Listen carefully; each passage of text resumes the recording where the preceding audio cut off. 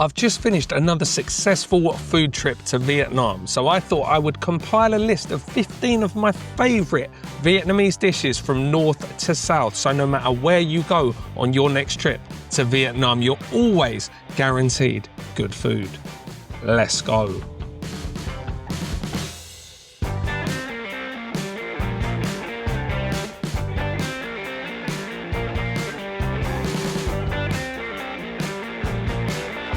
Alright, so here's the first stop, guys, and we've got a queue.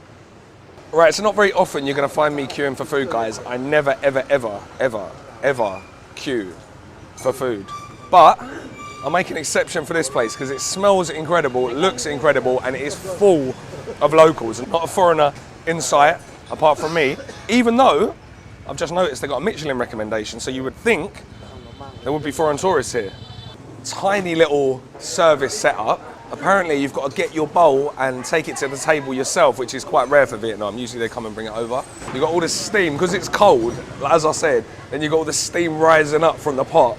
We've also got the fried dough sticks over there. I think everyone thinks I'm a bit mad here. I'm definitely in the way.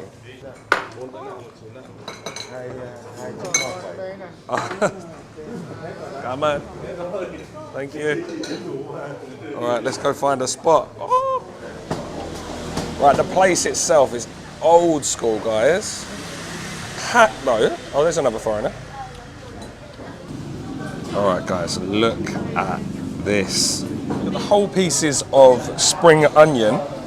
So, as we learned in Saigon, this is a northern pho, so you don't have all the herbs on the side and the bean sprouts.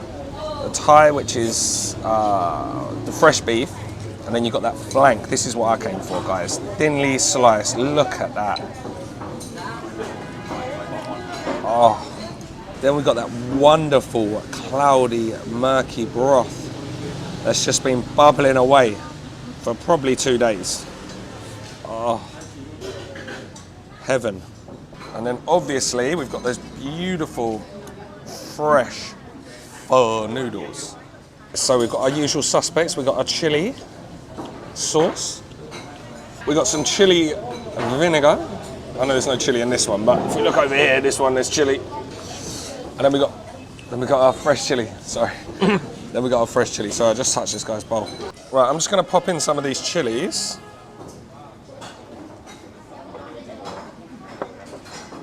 And a little bit of vinegar.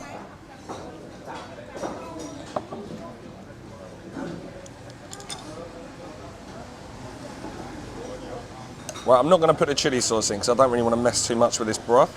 Not sure why there's no bowls on the side. Usually you get bowls on the side. Well, you do in Saigon anyway. So put your sauce in. To be honest, it doesn't really need much doing to it, but I've stuck in some of the vinegar, stuck in the chilies. There's no limes. There's no limes. Is this common, my Vietnamese viewers? There's no limes? Ah, yes. Beautiful.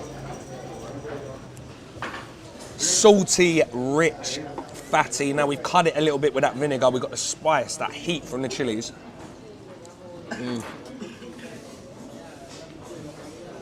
I love the fresh noodles in pho. That is the pho, right? Anyway, I love the fresh noodles because we don't really get these fresh noodles where I live. Oh, hello, buddy. There's a little dog. The fresh beef, the Thai, it's okay. It's a little bit chewy. No matter where I am in any country eating beef noodle soup, I'm always just going to get brisket or flank or shin.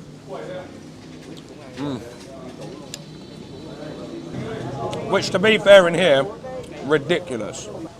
Do you know what? I'd love to know how much beef they get through in a day.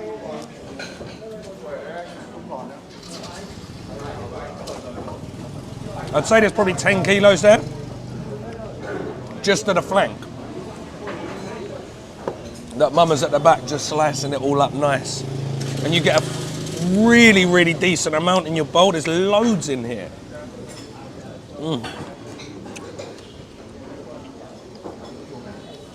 But as good as the beef is, the one thing that's sticking out to me is the sheer amount of ginger in the broth, which for me, perfect. As I said, the broth is really, really murky, which means they've really boiled those bones down. You can see it in the pot that's steaming away behind me. You can see just how not boiled down and intense. The soup is full of beefy flavour, full of spices. Do you know what, guys? I think Northern Pho might have just won the competition. Do you know what, guys? Seeing I've almost finished, I'm going to try this chili sauce. Now, like, I got in the habit of putting it into a bowl in Saigon, because I don't really like the Saigon one that much. And then dip in the meat. Whereas this Northern one, and I could be getting this wrong, but this Northern one, it's made with more than just chilies. It tastes homemade, it might not be, but it's like an orangey colour. I'm sure there's some veg in there. All right, the guy in front of me's just put some in, so I'm going to put some in as well. Oh.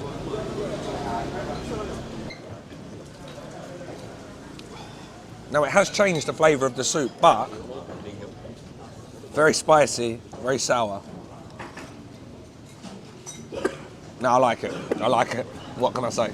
All right, guys, it's very, very busy in here. I'm taking up a space, so I think we better get out of here. And everyone thinks I'm a bit of a weirdo filming, so let's get out of here, hit our next stop, next Hanoi classic.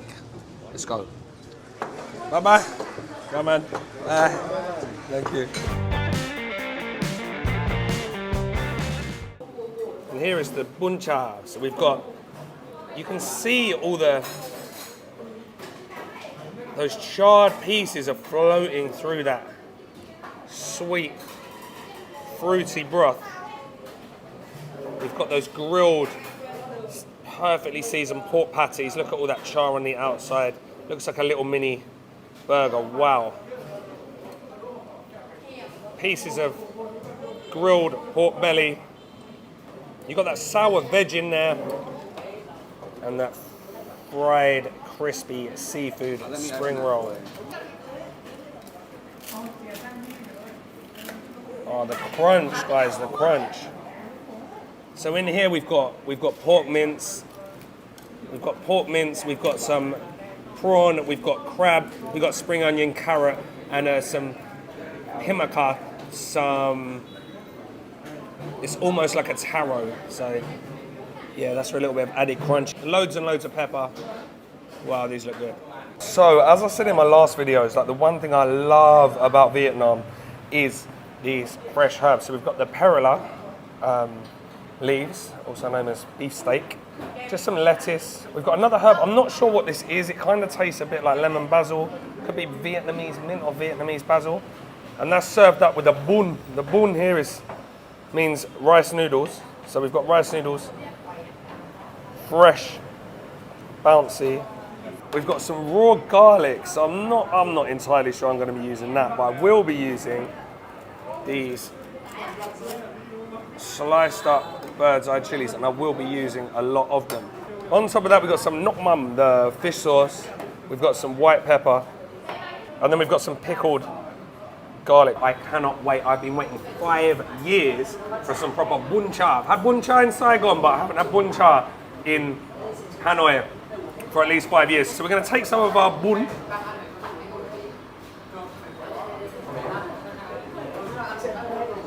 some of our herbs, some of that lettuce, jump on some of these red chilies.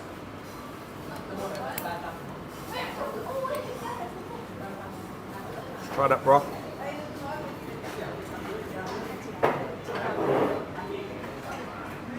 So the first thing that hits you is the sweetness from the sugar, followed by the fish sauce, and there's a real intense flavour of the charred meat from the barbecue. As you saw, all those little pieces, all the black charred pieces from the meat through the sauce.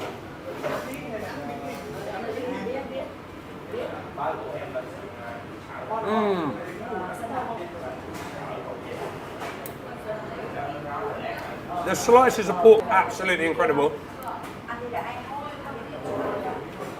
I was thinking it would be a little bit more tough than that. They're fatty, soft, heavily seasoned, really, really salty.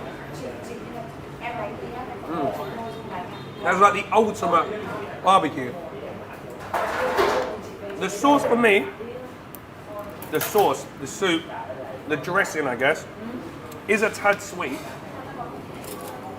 I'm gonna add a little bit of this pickled garlic. And I think once I get some more noodles, it will mellow out that sweetness. So I'm gonna get some of the noodles. I've got some of the grilled meat, and then I've got some of that lovely pork soft pate.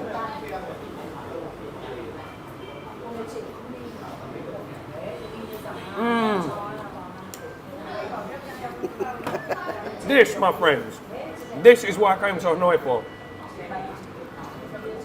I mean, forget McDonald's, forget Burger King. You could stick this in a bun, not a bun. That'd be the best burger you've ever had. Peppery, the heavy load of lemongrass going through it.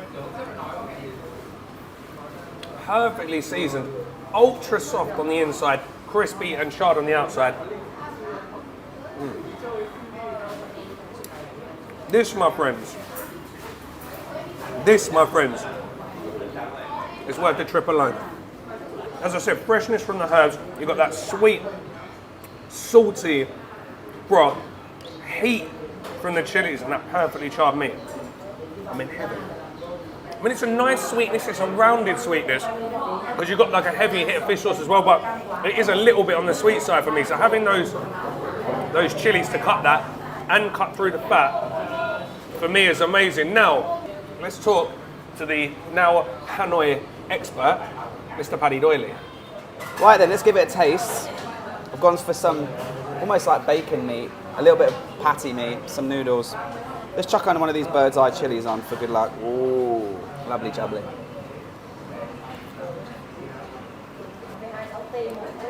There's just so much going on in there. There's the heat from the fresh chili, the charriness from the meat, the sweetness from the broth, the crunchiness from the vegetables, and then you've got that like hit of carbs with these delicious rice noodles. It's just unbelievable. You get that sort of tartness from those little, that sort of tart sourness from those little. It helps you. It makes you trick you. It tricks your brain into thinking you're eating something healthy. Yeah. You've got all this fatty pork meat, like barbecued to perfection. Oh my god! I can see why Barack Obama and Anthony Bourdain came here. I mean, out of all the places in Hanoi, this is the one dish that I've come back to 2 or 3 times, and each time I've just been like, wow, can't get enough of this. This is unbelievable. But I'm glad we're sharing the spring roll because it's way too much food otherwise. And then a cold can of beer on the side. Can't really beat that, can you? No. Cheers to presidential Bún Chả. Cheers. Cheers, Big Ears. Now, what I will say is, this is the first Bún Chả I've had in 5 years, as I said. So this could just be the fact I haven't had it for so long. So I'm like, wow, this is absolutely incredible. So I will be interested to see how it fares against our local one that we go to in the next segment. But guys, this place is pretty amazing. Today it's pretty quiet. You wouldn't think so with the amount of people that are downstairs, but this place actually has 5 floors. So when this is busy, there's hundreds of people in here. I can see now, like Paddy said, why this place is so famous. You read reviews of somewhere that is so famous and you think, oh, it's just going to be a tourist trap.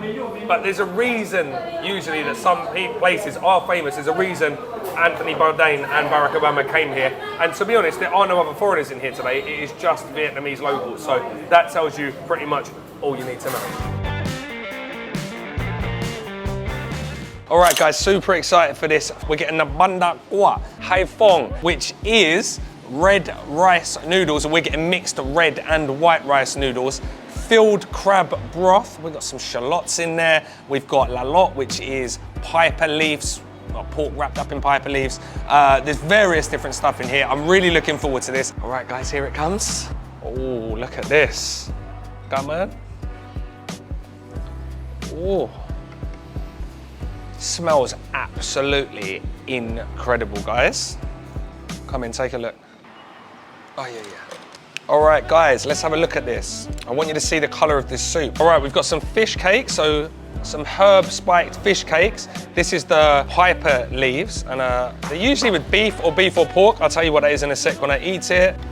Oh, mantis shrimp. We got some normal shrimps.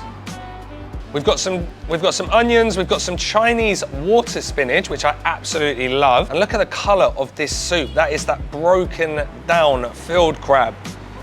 Some shallots, some fried shallots going through here. And then what this is famous for are these red rice noodles. All of my Vietnamese viewers, you're always on me telling me I leave my noodles in the soup too long while I'm talking.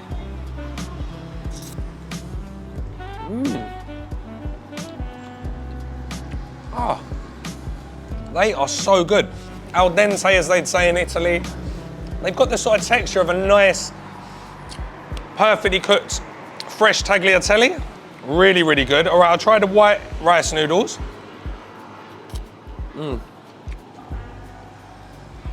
Nice little contrast between the two, because you've got the thin noodles, you've got the thick noodles, absolutely perfect. I'll tell you what, everything in this bowl cooked to absolute perfection. Nothing's overcooked, even though it's in a hot soup, so you could forgive them, especially me leaving it for 10 minutes. It being overdone, but nah. The mantis shrimp is just a bonus, guys. This is If I walked out on the street now and got hit by a bus and you never saw me again, I would die a very, very, very happy man.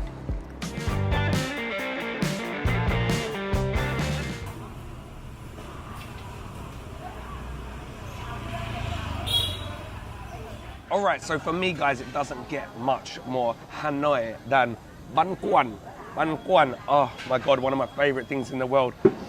Silky, soft rice, flour, and tapioca wrapped pork mince. This is one of my favorite Vietnamese dishes. It's very, very simple, but so, so delicious. In Vietnam, it comes topped with crispy fried shallots, which I absolutely love. And on the side, we've got some chả lơ, which is Vietnamese sausage, if I'm saying that correctly, and I'm definitely not. Absolutely love this. It's covered in like a skin of cinnamon.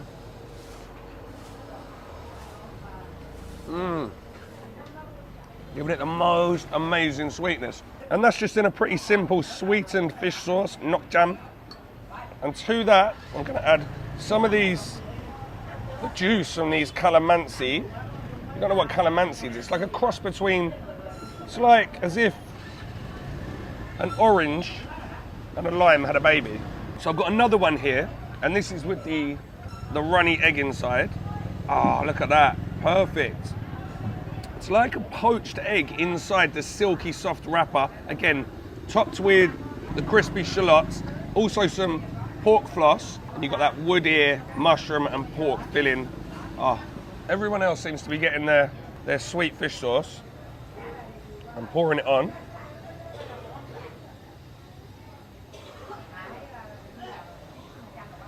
And then I'm gonna go a couple of chilies. Some of these herbs.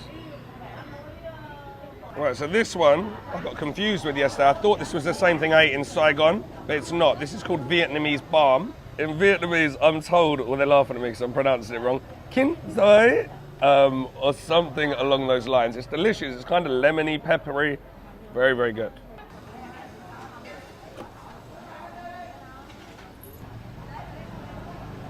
You've just got so much going on, silky smooth batter that's just been steamed over a pot. So she's got a pot of boiling water there. There's a cloth over the top of it. She pours on this rice flour and tapioca flour batter over the top, smears it around. A few seconds later, stuffs that with a pork and wood ear mushroom fish sauce, and heavy on the pepper little mix.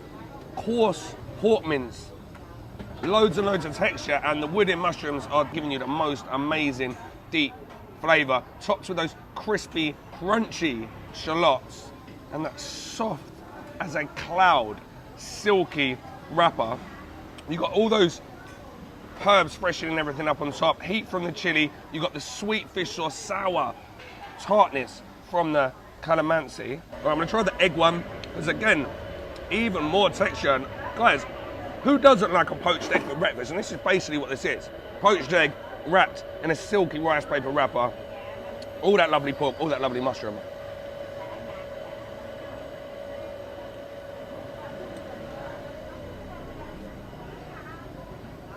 Get the egg one.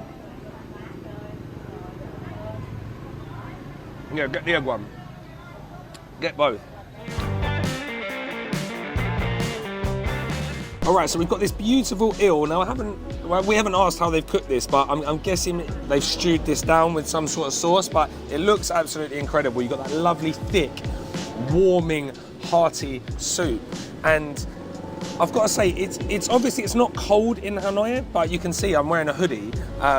Compared to Saigon or Bangkok at the moment, this is like winter. So I think it's about 19, 20 degrees, really, really nice. So the perfect weather to have 3 soups. This one's really interesting to me. So this one is mung bean noodles or vermicelli noodles.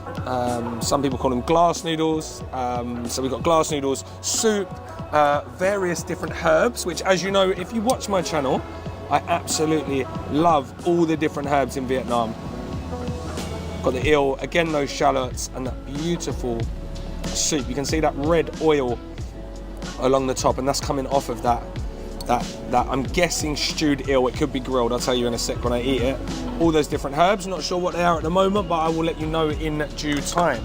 Last but not least, guys, we've got the soup. So this is probably the same as the last one, but in a smaller bowl, so it's a lot more red. So I'm guessing it's just a little bit more condensed. It's got all the marinade off of that, or the sauce off of that eel, and that's sort of permeated through the soup. All right, so we'll put a bit of that garlic vinegar in, and then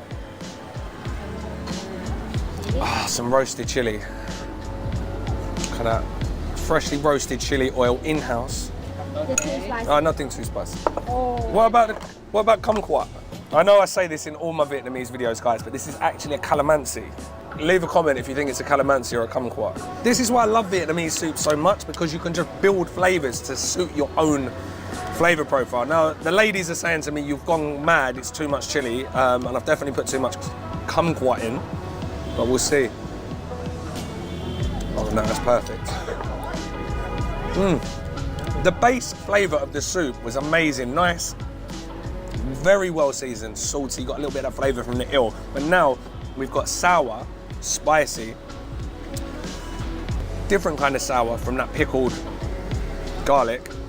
That's the best. We're gonna try the rice congee. Oh yes.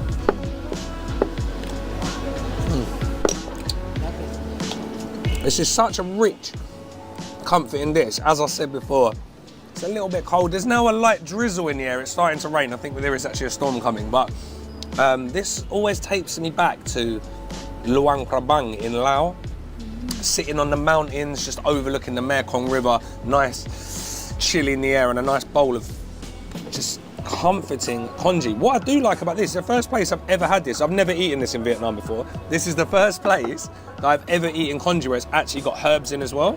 So it's got that fresh herbs. Just freshening everything up. Again, that beautifully cooked eel.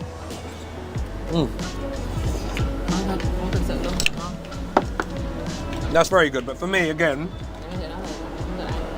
we're gonna need to put in a little bit of pepper. Yeah, I'm gonna have to go a little bit of chili oil, guys. Oh.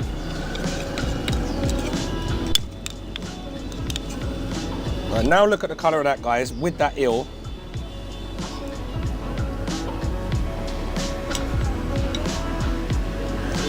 Oh. Where they've sort of roasted off the chili and oil, it's almost got like a smoky flavour to it as well. So again, you're just building flavour on top of flavour on top of flavour. Now, guys, for the piece de resistance, the mung bean noodle. All right, now, guys, now onto the noodle soup, which I probably should have eaten first. Now, a lot of my Vietnamese viewers, rightfully get on my case when I film because I leave the noodles in the soup for too long while I'm talking, so I should have probably eaten these first, but sorry guys.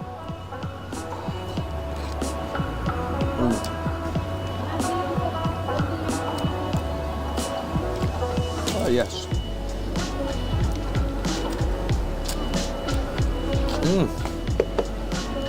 They're a little bit different from the mung bean noodles I'm used to. These have got like a more of like a square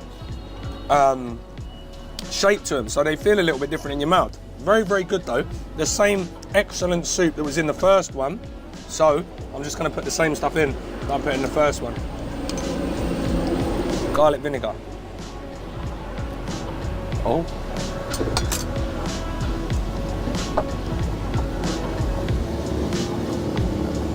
And because they told me I put too much in last time, I'll just use a little baby one.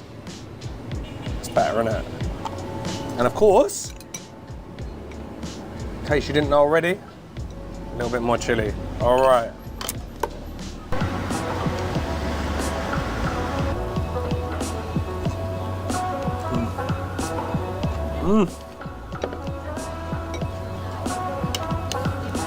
Do you know what? I said earlier, off camera, that because I come to Vietnam a bit, but I don't live here, so I don't eat the food every day. So, whereas when I'm back home, I'm picking holes in every single dish that I have. When I come here and I try like something new because I've never tried this before, I try something new for the first time. It's literally like the best thing I've ever eaten. So I've got that sort of honeymoon phase with Vietnam, and it's a great place to be in.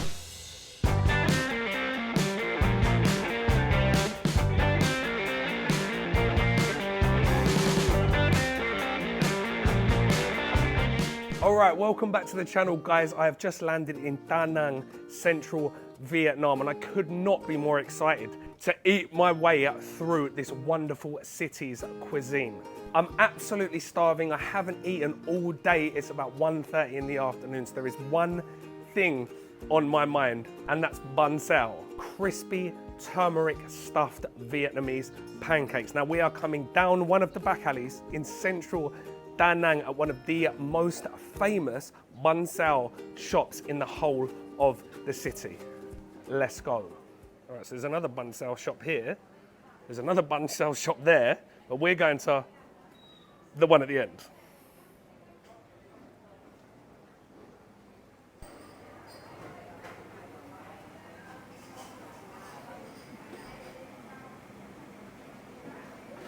All right, guys, this is it.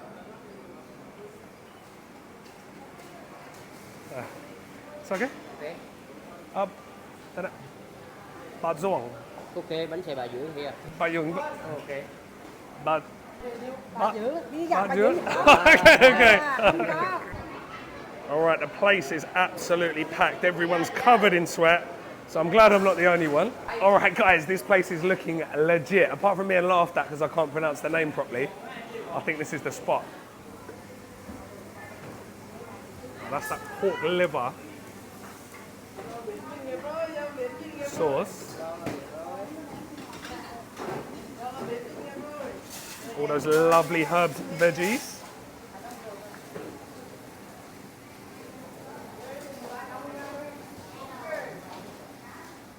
We've got the bún, grilled beef, lalop. Okay. Ba lalop. All right, so this is grilled beef with beetle nut leaf or wild piper leaves. All right, so you've got one lady who is frying up the pancake batter, and you've got another lady that's filling up the pancakes when they're done. So you've got your pork, you've got your prawns, a little bit of bean sprouts. It's like a proper military style operation in here. I wish you could hear this, I wish you could smell this. This is the xèo. So xèo refers to the fact that it's sizzling. That's the noise it makes when it hits these cast iron pans. Okay.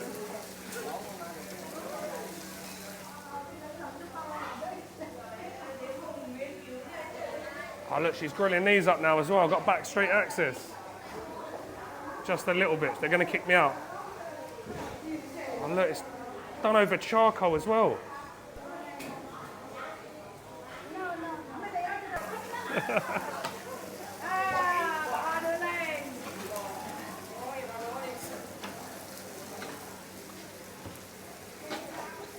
All right, I'm so in the way. I'm literally getting manhandled out the door here. That kid's just literally pushed me out the kitchen. Not a problem. I don't blame him. Right, let's try to order. Xin chào.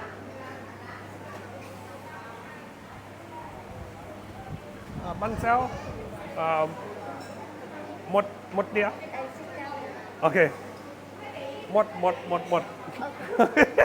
Thank you.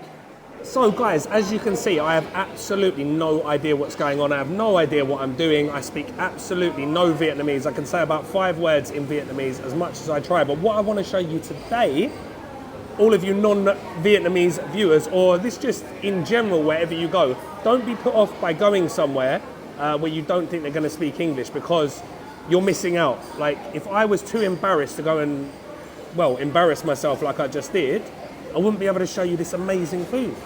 So what I'm basically saying is I want to practice what I preach, get out my comfort zone for the next couple of days and just eat as much food as humanly possible. And I want you to do the same. All right, it's come. Look at these guys. We've got that delicious hoisin peanut pork liver sauce. Then I've got what I was expecting to be daikon, carrots and daikon, but actually it's papaya, or doo-doo they call it here. So you can remember that easily, doo-doo. It's anything but. We got our shaved cucumber, probably my favorite vegetable on the table. And then we've got our rice paper wraps. So we're going to be wrapping up our bánh xèo in this. And then all these lovely herbs. So we've got some Vietnamese balm, some Thai basil, lettuce, all sorts of different pieces. Oh, rice paddy herb. A little bit of rice paddy herb. Absolutely love this one. I just love this array of vegetables in general. All right, I like that the bánh xèo are already cut up, because usually you have to cut them up with your chopsticks and I make an absolute mess of it. Right, so I'm going to get one of my rice paper wraps. Now, I've been watching everyone. Some people are putting these at the bottom, some people are putting their lettuce at the bottom. So I'm just going to put this at the bottom. All right, so you get your wrap, a little bit of lettuce, a little bit of fish wort, fish herb.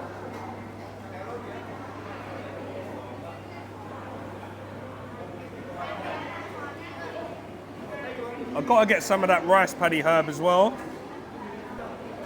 What looks to be watercress, or some variation of. Yeah, I think that'll do me. Right, slice of cucumber.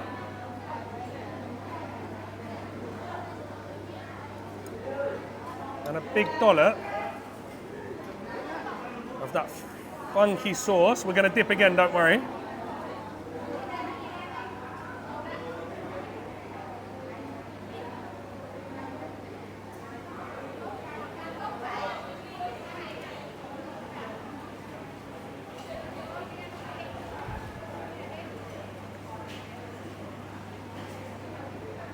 Right, and then we just wrap this up if I can. Like a spring roll. All right, one more dip in that sauce and let's go.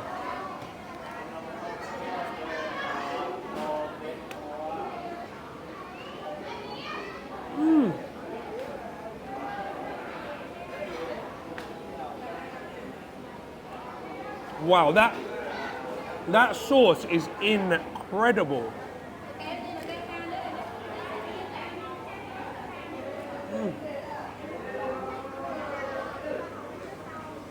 So rich, so well seasoned. The pancakes themselves, super rich, super crispy. They're rich without being overly oily, but there is that richness there, and then that's cut with the freshness from this plate of fresh herbs. The main herb that I'm getting there is not for everyone, which is that fish wort, that fish herb. Some people say it tastes fishy, hence the name. I don't find it that fishy. It's got like a weird like citrusy note on the back end, which I actually really, really like. All right, I'll wrap another one. As I said, people are doing this differently. I've been watching, some people have been putting the lettuce in first, some people put the lettuce on the top. I'm used to having just lettuce. I'm not used to having wraps when I'm in Vietnam. Saigon, every time I've eaten it, it's just been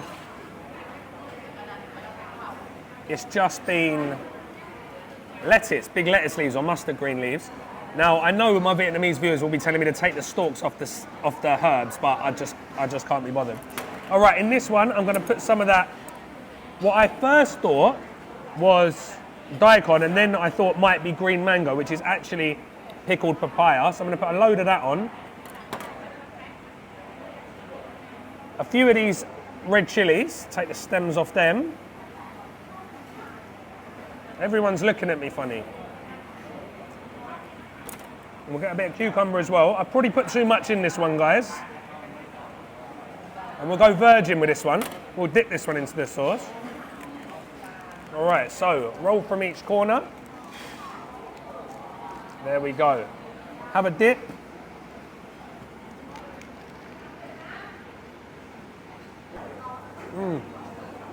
I'm no expert, but that is hands down the best Bánh Xèo I've ever had.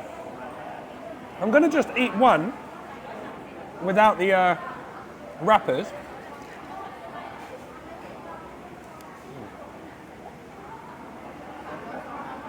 Even the prawns with the shell on, that's not bothering me at all.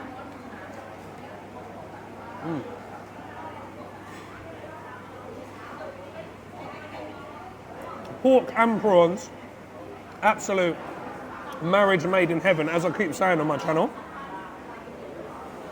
Yeah, if you eat them by themselves,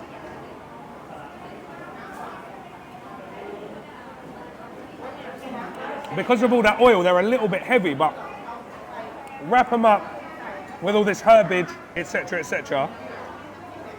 That's phenomenal. This dip is incredible.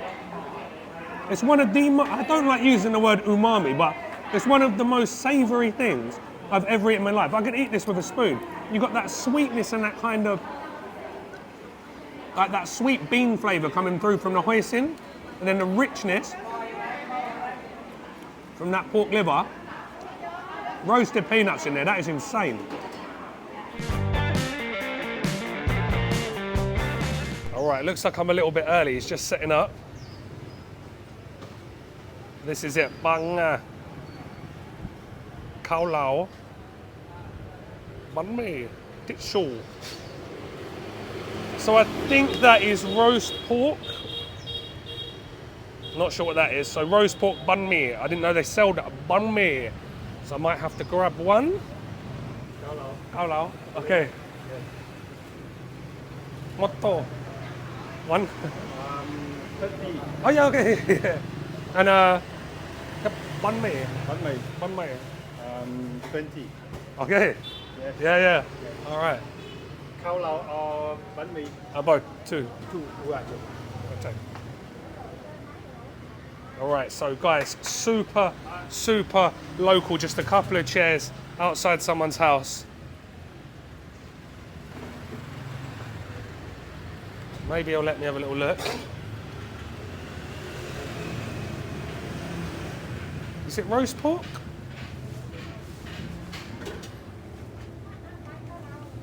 Ah, he's put the light on, nice one. All right, so we've got some chili sauce. Not sure what this is. Some sort of fat with garlic. Soup? Yes. Okay, so soup, and then we've got the like char siu red pork. I can smell the cinnamon star anise coming off this. Hello. The boss. Boss. Banga. Banga. Okay. Xin chào. Xin chào. All right, this is the boss. This is the boss lady.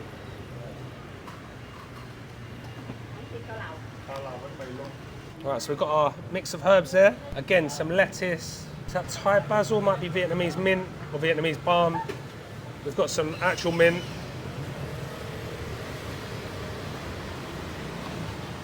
Some pork skin crackers. They're going to go on the top of the gao lao.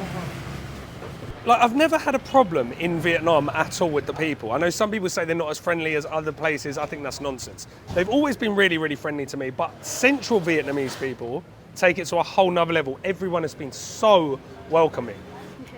All right, so it's just open, so I'm kind of in the way a little bit here, guys. All right, these are the special noodles. Yes, cao Gao lao. Yes. So these are made with lye water, which gives them that sort of brownish colour, and they're also really, really chewy. So she's just going to blanch those off. Slice me up a nice bit of roasted 5-spice pork.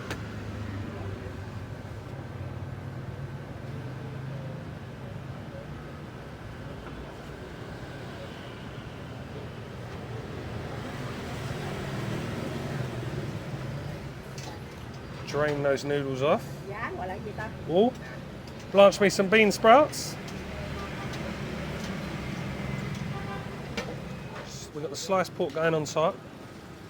And then I think she's going to pour on that rich stock. Oh, a little bit of the shou mai sauce, and then pork stock, I think. And a big lump. Chili. Crispy pork cracker on top.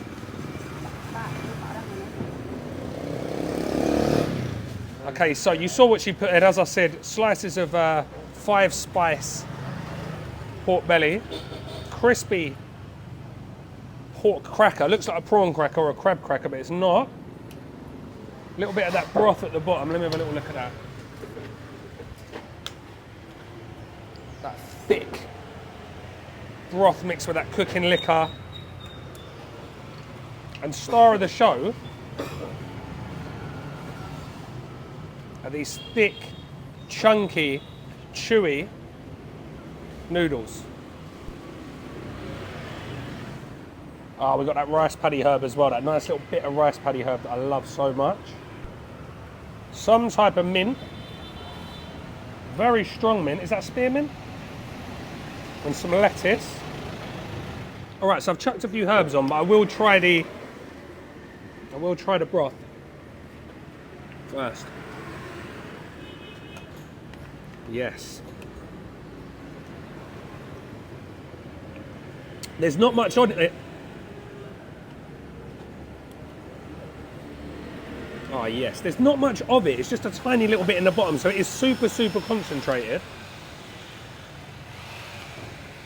Got that 5-spice cinnamon star anise coming through from the pork liquor.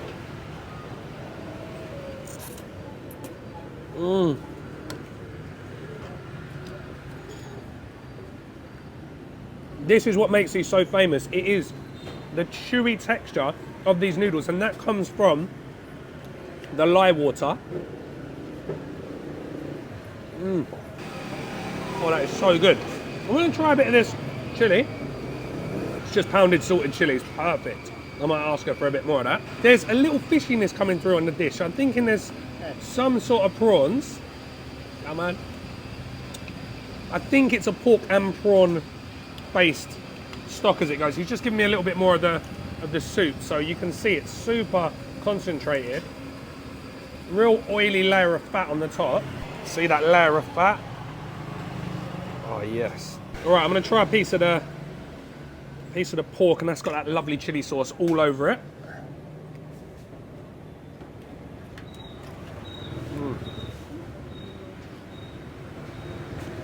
Fantastically well seasoned. Again, the main flavour I'm getting, that's 5-spice. It's really salty.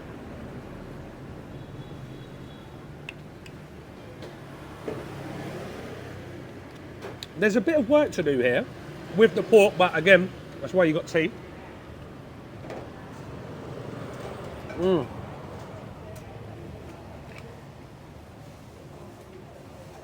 Very, very good. I'm going to chuck in one of my green chilies and some of these. I don't know, a lot of people call them kumquats. I thought they were calamansi, so whatever. You squeeze them over your fingers.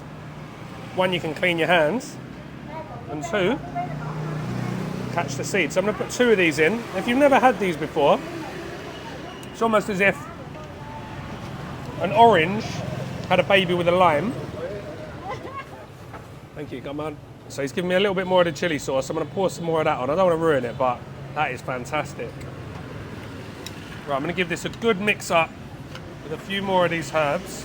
Oh, we got some of that fish herb I like as well.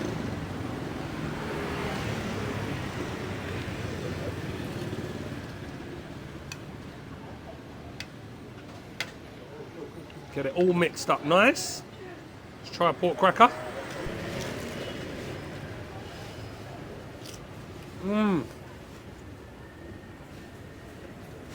It's light, it's crispy, it's airy. It's like a porky quaver. Only my British friends are going to get that. All right, now I've put in my kumquat / calamansi. A bit more of that chili sauce. Let's give it a go.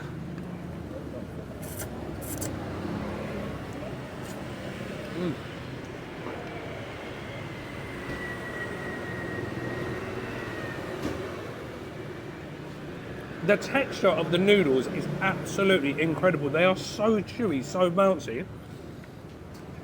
An Italian's wet dream.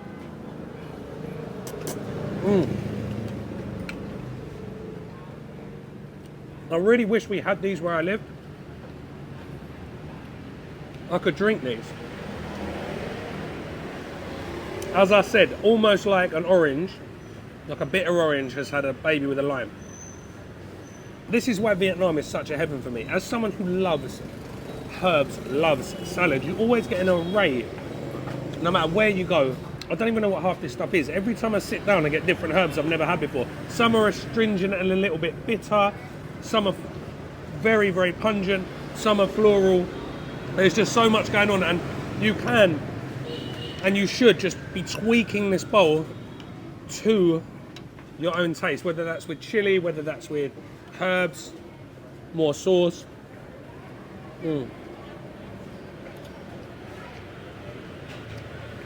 That is fantastic. Finally found my chili. Woo! These Vietnamese chilies are hotter than they look. So I told you these noodles were special. I'll tell you why. There is a story behind them. I don't want to get it wrong.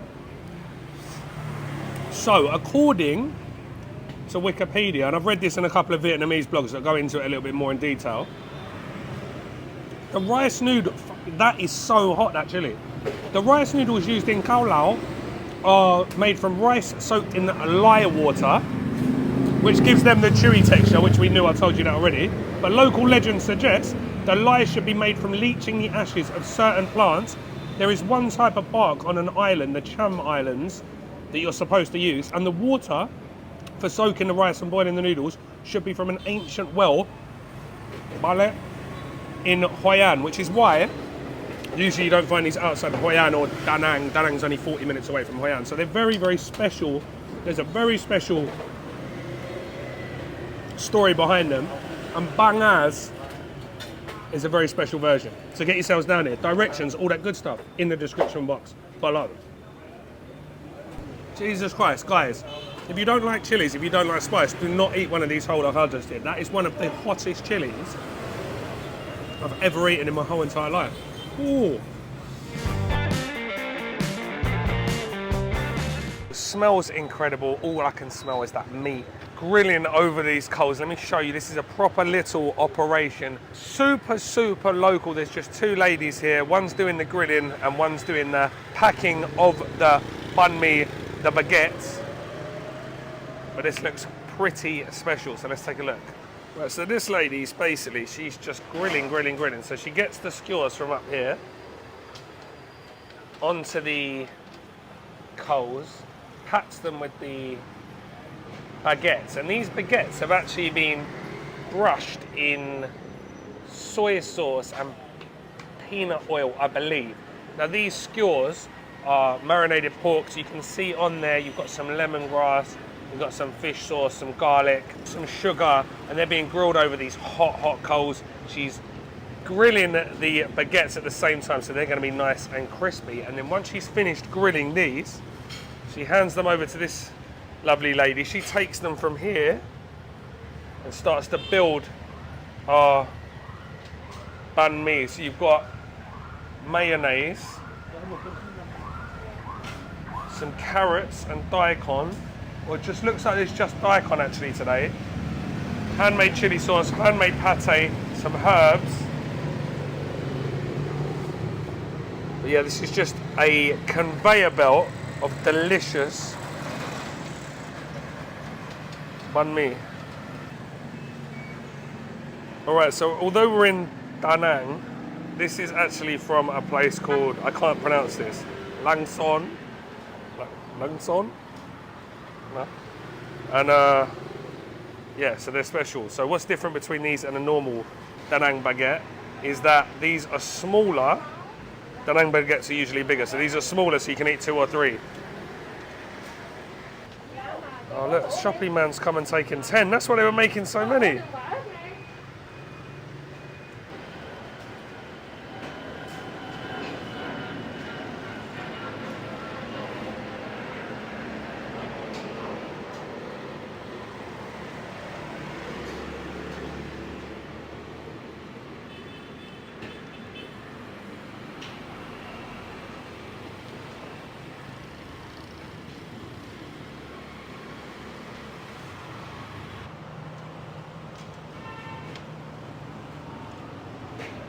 And I love the way she's doing this. She's actually leaving the baguette so it doesn't get too crispy on top of the meat. So I guess it's soaking up some of the juices, and at the same time it's not overcooking.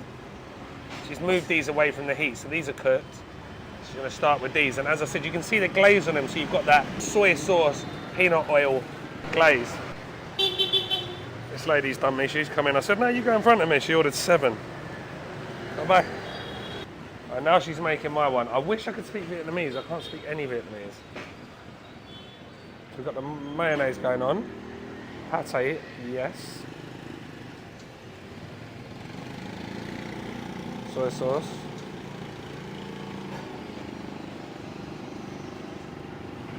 Okay. I've asked her for extra spicy. She's going to hook me up. Spring onions, coriander, Vietnamese coriander. There is carrots and daikon.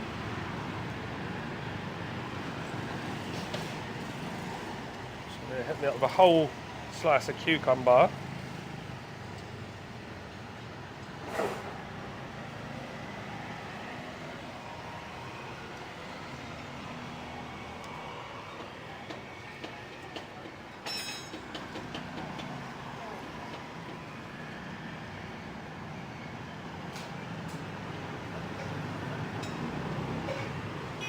Ah, no bad. Come on. Yes. Alright guys, I'm literally going to have to eat this on the floor. Oh my god. Alright, let's have a look. So you've got that grilled meat. The nuang. The cucumber, look at the oil that's come off onto the bread. Look how crispy and crunchy this bread is. Look. We'll break that in half. It's not usually this crispy. Oh, I've dropped a bit. Alright, let's go. Alright, here goes, guys. I was going to take you down to the beachfront to eat this, but it's like a gale force wind out here, so I can't do that. So, here we go. Crunchy, crunchy, crispy baguette, and where she's brushed it with the soy sauce, it's like mildly salty. Then you've got the perfectly grilled smoky pork, big hit of lemongrass,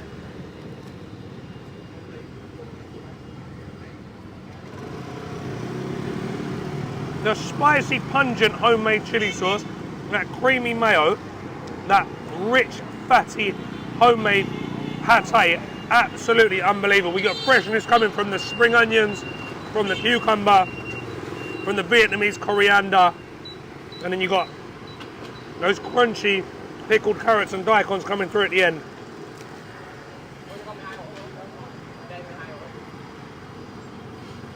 There's not much of the meat, but there's enough for 15,000 dong. That's just slotted in top 5 banh mi of all time. Do you know what, guys? That's almost too good. In fact, it's too good not to have another one. At 15,000 dong, I was going to say, no, I'll save it to the next stop because the next one looks absolutely massive. But that was so good. I'm going to grab another one. One more. Yeah. I'm going to have to wait now. There's a queue forming. All right, second one, guys. And again, I'm going to sit on the floor. All right, so there's a queue forming behind me, guys. So I've got to be quick, but... Oh, thank you. He's got me a chair. Come on. There you go. Man's got me a chair. What a guy. All right, so. Have you ever seen a banh mi looking like this before? Look how crispy this is. Look how flaky it is. I'm not going to split this one. I'm just going to eat straight through it. Everyone. Xin chào. Everyone's looking at me like, what is this foreigner doing in this area? Because like I said, there's no one here. There's no foreigners here at all. I'm definitely the only foreigner in the village. And this is like a good 10 kilometers from my hotel, but I'll tell you a bit about that later.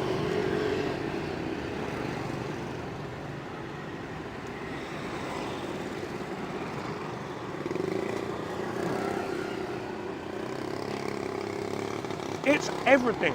Like, the pork is unbelievable. After I'd finished the first one, it was still the flavour of the lemongrass, the sugar, the soy, the fish sauce, that smoke.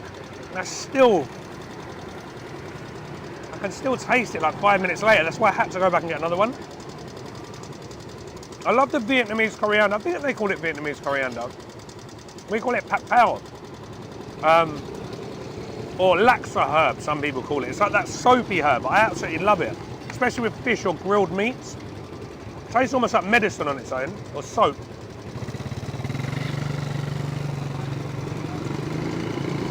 Yeah. No, I'm not even sure I should bother going to the second place. No one's beating this in Danang. It's the glaze. The glaze is what makes it. It's kind of sticky in your hand, but it's not sweet. There's definitely not sugar. She had 3 different pots, and I know one was oil and no one's soy sauce. I don't know what the other one is, but it's not sweet at all, but it is really sticky. I think the stickiness comes from the soy sauce, but it's an incredible banh mi, honestly.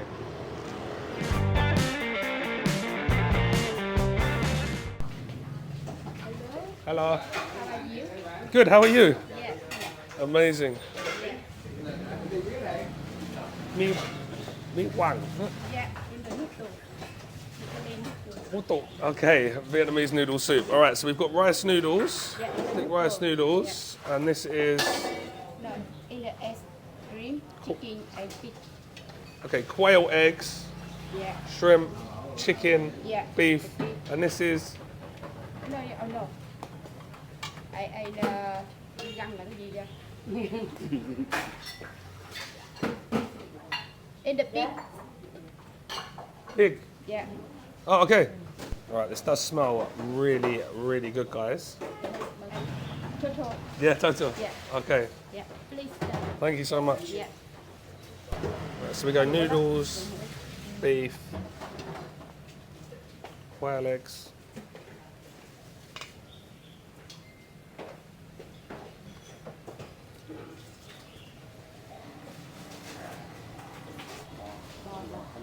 Yeah. Oh, look at this, guys.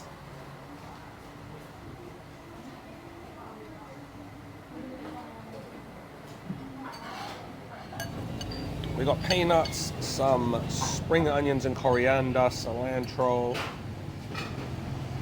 stewed beef. What's this? Chicken? Prawns, those rice noodles, and there's a few different types of these. I've seen this with yellow noodles as well. These are white. And then we've got a really strong concentrated broth. Right, then as usual, we've got our herbs, we've got our lettuce, we've got some shredded banana blossom,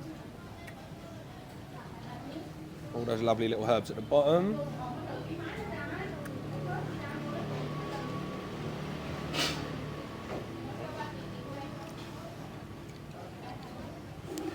Right, we'll chuck some of those on.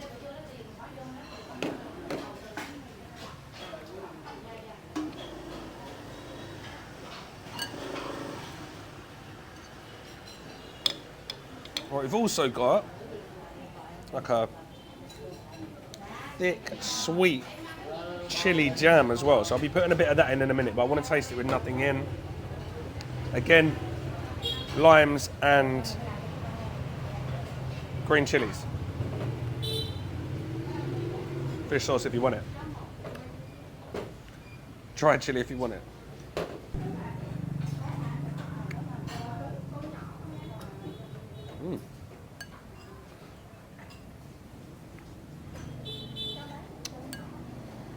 Very rich, very intense broth.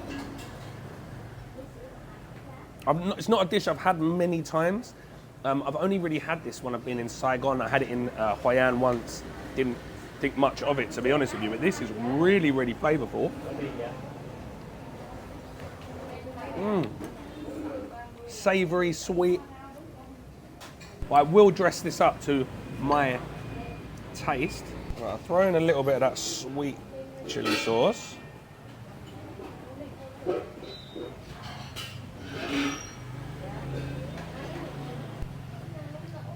Couple of limes. We've got our herbs in there. I'll take a whole chili, why not, to chase. All right, let's go. Right, I'll go for a bit of this soup now we've pimped it up. All right, this is why I love Vietnam, Vietnamese soup so much, because there's so much to flavour the soup to your own palates. And now on top of that intense, rich stock, this chili sauce they've got here, I think they've made this themselves. It tastes like there's fermented bean paste in this, sort of like do ban jiang or like Korean bean paste. So you've got that really savoury note, but it's also quite sweet. And then you've got the sourness from the limes, you've got the heat from the fresh chilies, you've got all those lovely, fresh, wonderful herbs, the crunch from the banana blossom. Now, lifting that intense, rich broth. The soft noodles.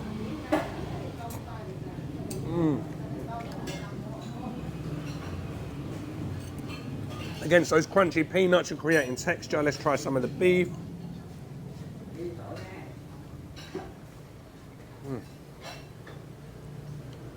I would probably go just straight beef if I wasn't doing a video. I just wanted to show you guys what you could get. Quail leg. Okay. This is fantastic. Now I will say that I've never been that impressed with mi Huang. I've had it in Saigon and I've had it in Hoi An, and both times I didn't really think much of it, but this is really, really good. And I'm a noodle lover. I love pretty much all noodles. I don't think I've ever eaten a noodle dish and hated it.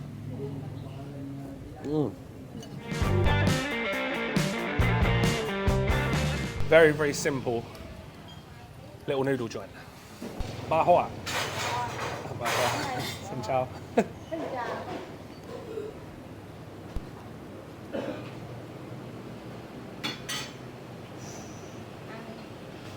Bún Bò. Bún Bò.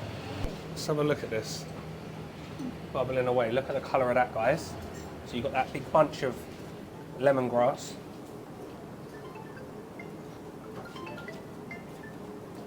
Different types of meatballs. A little banh mi if you want to dip. We've got a little bit of beef brisket. Pig's trotters, which have been cut up. We've got some raw beef. Motto đặc biệt.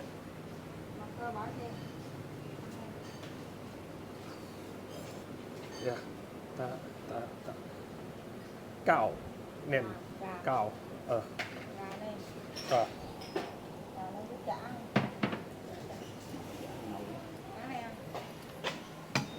Bò. Chả. Chao bò. Chao bò.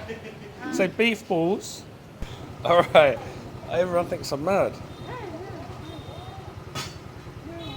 Let's see.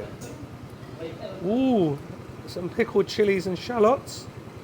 Or just sliced chilies and shallots.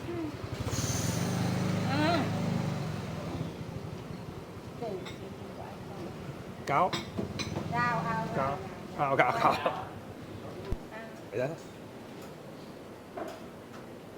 I need to learn some more Vietnamese, guys.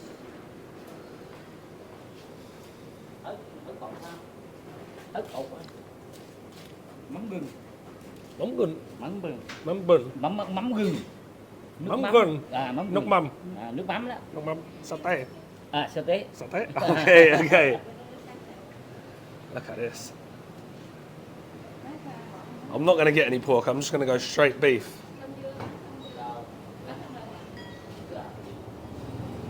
A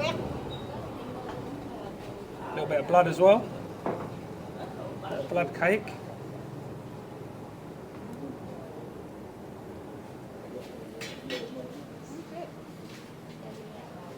All right, herbage. Đây, bạn mua đây. Okay, cảm ơn.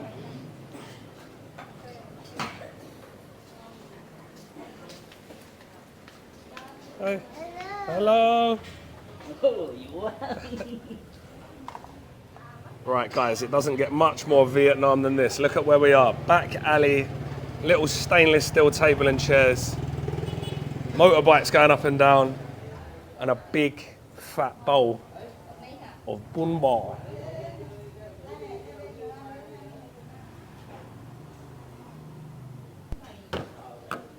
All right, so we've got that satay.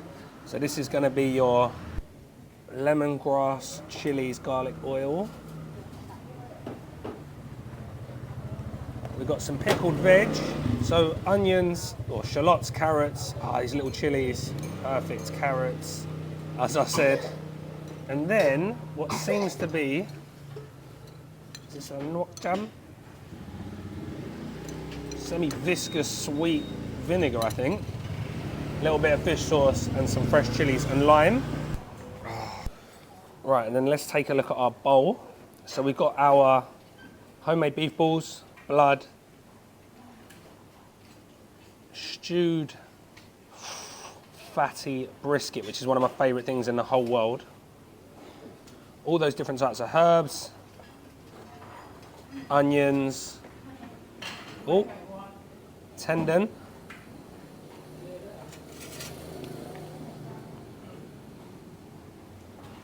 and that lovely broth that's been simmering away. Now the yellowish red colour on the top comes from annatto seed oil. He's going to show us. All right, squeeze your lime in. Okay. All right, he's saying don't even try it without putting your lime in. Fish sauce. What else are you going for?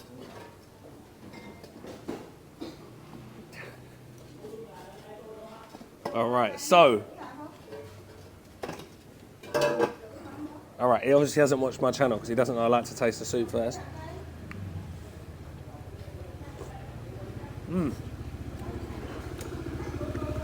Clean.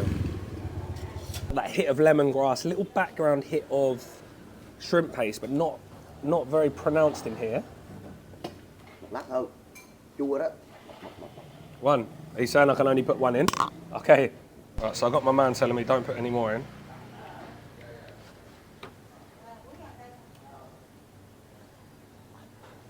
Satay. Satay. Lát tế. Cay. Cay. Cay.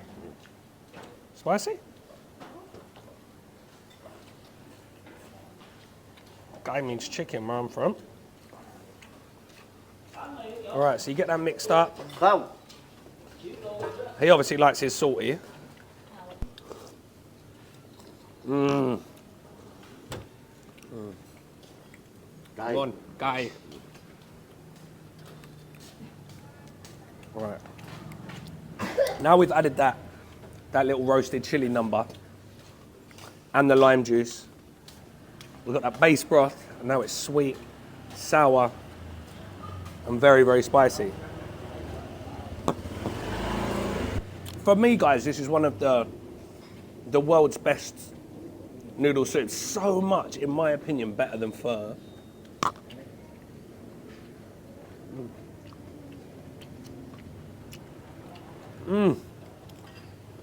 That brisket is absolutely melt in your mouth. Look at that. That little layer of fat on the outside, got that lean meat on the inside.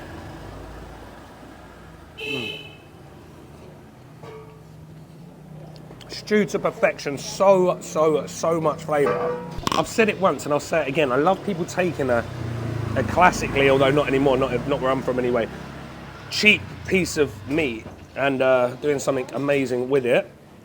Like stewing this down for hours and hours and hours until it just falls apart. We'll try that gan. Găng, Yang. gừng, Gan. gừng, Gon. gừng bò. Bún Bò.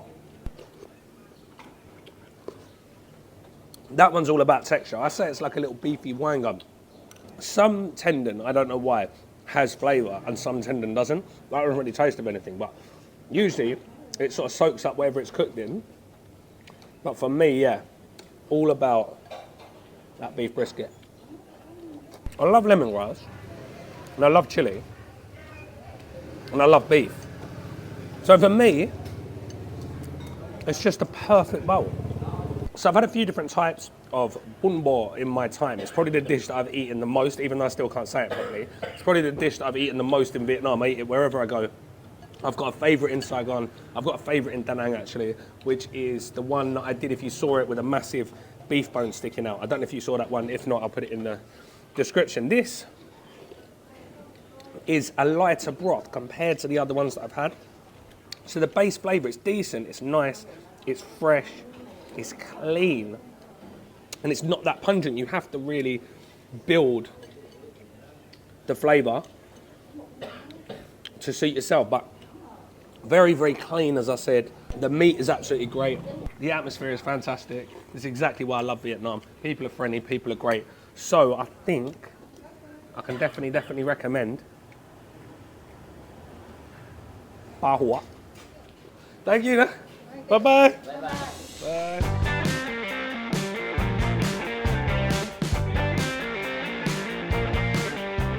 All right, guys, so first stop in Saigon, it has to be Bún Thịt Nướng. Now, this is a ritual for me. Always my first stop on a trip to Saigon. It is absolute chaos, busy street, chairs lining both pavements, and just untold amounts of charred meat. So this place is absolutely legendary. I've done a video here, well actually I've done two videos here, one on my own, one with Max, my boy Max. Max has done a video here, but guys, I couldn't do 100 hours in Saigon without starting here.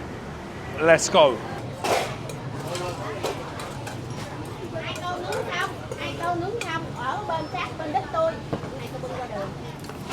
As I said, absolute chaos, and I'm well in the way here, but I love just getting in amongst it and seeing how they do everything. So you've got one lady doing the bún, which are the noodles, and she's doing the veg and she passes it over. Other guy puts in the spring rolls and the meat. Another guy's doing the dipping sauce.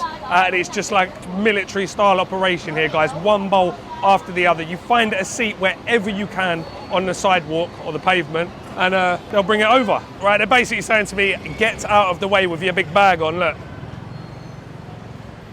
Still got my bag from the airport. I've come straight down here, first stop every time in Saigon without fail. Right, I found myself a spot. Gary. Hi, Gary. Nice to meet you. Hi. Where are you guys from? I'm from Boston, New York.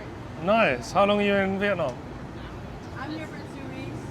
I'm here for 2 weeks. All right, cool. How did you find this place? I found it through her. I grew up here. Ah, nice. So if you need recommendations. I would love some recommendations. The correct answer would have been you saw my video and then you came here. I'm joking. No, because I saw Gary and it influenced me to come to Vietnam because I was like, wow. Like, There you Gary go. really made me want to go to Vietnam. Perfect. We got some scallion oil, we got some peanuts, we got some chili, we got some daikon, we got some carrots. Ah, yes. All right, guys, so I've been told by my new friends, Jocelyn and Christine. Yes. All right, Yeah. I won't forget it that this is going straight on. Good. You have to sing. This is Nuk Mum. Nuk Mum. Yes. Okay, dipping sauce, fish sauce, sugar. We've actually got like a little, it's like a Chinese, I want to call it a chive, but it's not. It's like a type of spring onion / chive that's been pickled. That's what makes this place special. Right guys, I'm not going to waffle on too long about this one because as I said, I have already done 2 videos here. But this is when I know I'm in Saigon. When I land, when I get down here,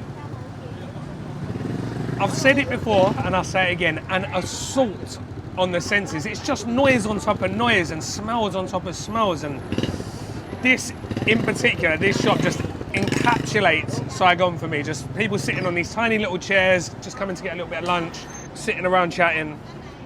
Perfect. All right, I'm gonna give this a go.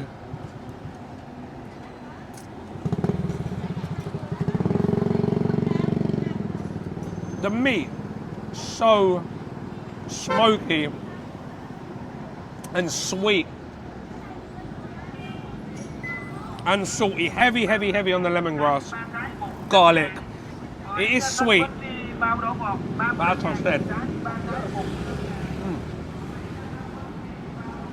smoky at the same time. All right, and this is the start of the show, the Chaya Vietnamese spring rolls. And the reason it's so famous here is the crab meat spring rolls, wrapped in rice paper, deep fried to crispy, crunchy perfection.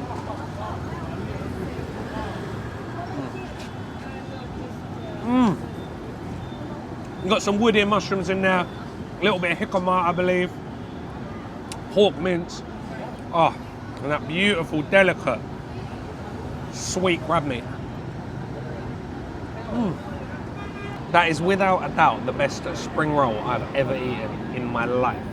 Now the dipping sauce is sweet, but it's super garlicky. A nice hit of fish sauce. You've got the saltiness there, but when it's mixed together with all the fresh herbs, the peanuts, that beautiful scallion oil, sort of takes away a little bit of that sweetness. It's nicely balanced.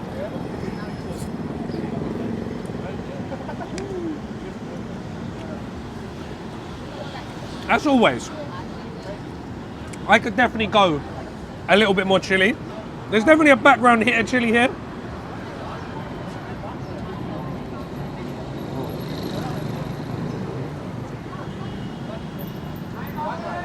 I just love Vietnamese herbs. Freshens the whole dish up.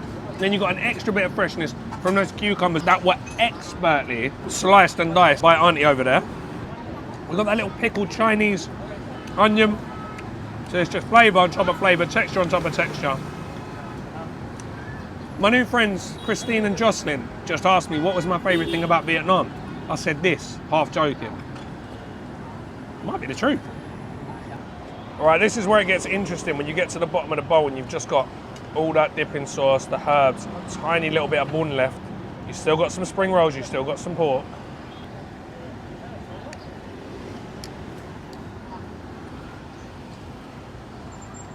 Heaven. Don't get any better than this, guys. Now, if you want to know where this place is, it's right around the corner from Ben Thanh Market.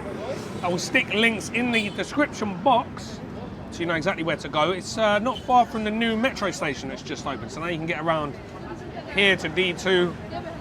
I'll tell you a bit more about it in the video, but in the rest of the video. But now we've got a metro, a lot easier to get around. This, fantastic. Highly, highly recommend you come and check this out for yourself. I'm on the way to the airport, but I had to stop and get some Cơm Tấm before I went. This is probably the thing I've been looking forward to most. Barbecue, grilled, with rice. This is like the traditional workers' food with the broken rice. The broken rice was the rice that the farmers couldn't sell. So it's traditionally cheap, affordable food, lots of protein, lots of carbohydrates, workers' food, as you know. Manual workers, so this is gonna have a special place in my heart, I can tell. So you gotta try their chả, their like meatloaf, like you gotta get a fried egg. I know it's like egg on egg, but I love it. We'll get their signature, which is their grilled pork chop. I've never had their fried chicken because I get so hungry for this. I get here so early, they're not selling it yet. So I'm gonna be patient this time, wait for it to get fried. I'm gonna get a piece of that. But yeah, so here they specialize in the pork chop and the fried chicken. It's all the side dishes as well, so you can pick, you can have So much different stuff. You can have the runny fried egg, you can get it with the shredded boiled pork fat, you can get it with that steamed egg cake, you can get it with the shumai, which is the pork meatball, and that's got an egg wrapped in it. You've got your salad, you've got this other dish with like pork belly and eggs, you've got loads of stuff. That scallion oil here, the spring onion oil is just unbelievable. Every single dish I've had it on, I've enjoyed. The pickled vegetables, this is just a great dish, and it's one of them where each different shop in Saigon will do a couple of different things different, so you can go and check each one out and decide which one's your favorite.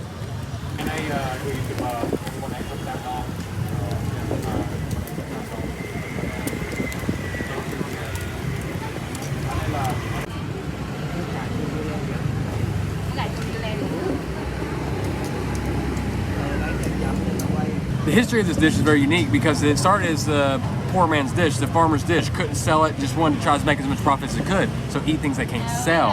Yeah, come on, Konya. But when it moved to Saigon, it kind of has that Saigon flair to it. Now when you go to a Cơm Tấm spot, like everybody does something different. Everybody's trying to add the next thing to it. Like even before traditionally didn't even have the pork chop and things like that. But a traditional Saigon version would be the pork chop, the pork skin, and then the actual chả, which is like a type of like Vietnamese egg, rice, casserole. I mean, many things can be thrown into there. But then it's evolved. We can get more things. I'm gonna get mine with fried chicken. We're gonna get a nice runny, almost fried, kind of Thai style egg. And here we go. Come on, Konya. This is Gary's right here. So this is kind of a typical version. I didn't get, oh yeah, I did get the shredded pork skin as well. So this would be a Cơm Tấm, sung be chả. So very traditional. We got actual fried scallions and oil. Got pork belly fat on top. You see that beautiful grilled caramelized pork chop on top. The fried runny egg. The reason I love it here is I think the Thai people, they do a great fried egg. This one, man, the runny yolk on the inside, it's got that crispy bits on the outside. It's just as good. Get the chả here. It's kind of unique here. They don't use rice, but instead use a glass noodle. They got carrot in here, and they've steamed it. So it almost gives you like a chawamushi, like a Japanese style steamed egg. It's gonna be silky, soft, tofu-like, little pickled daikon radish and carrot. This is just such a great plate of food. Yeah, home, come on. Mama. And then you got the fish sauce on right here. And then they got that Gary style size chili right there. All right, guys, finally a smoothie that I can get on with. So what you do is you're gonna add that to your fish sauce and then you pour it on there, boom. Right, so just pounded chilies and fish sauce and then just on top. Yeah, you can add as much as you want. I'm gonna add a little bit. You can like start. move the pork chop over and put it on your rice. You want that mixed in with your rice. Yeah, so we got, it's gummy, crispy on the outside, gummy runny yolk. I'm gonna try that first actually.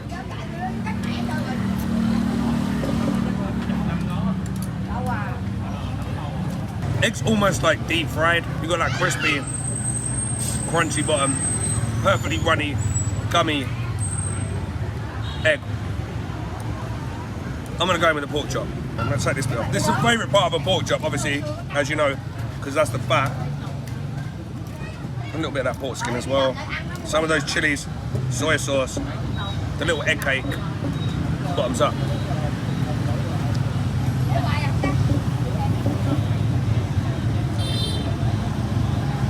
Man,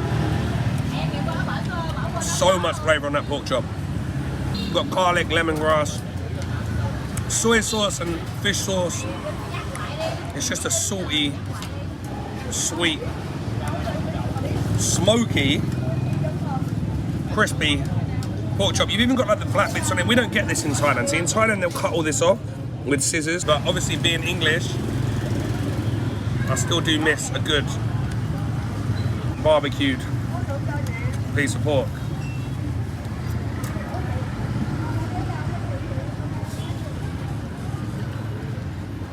It's almost got like a,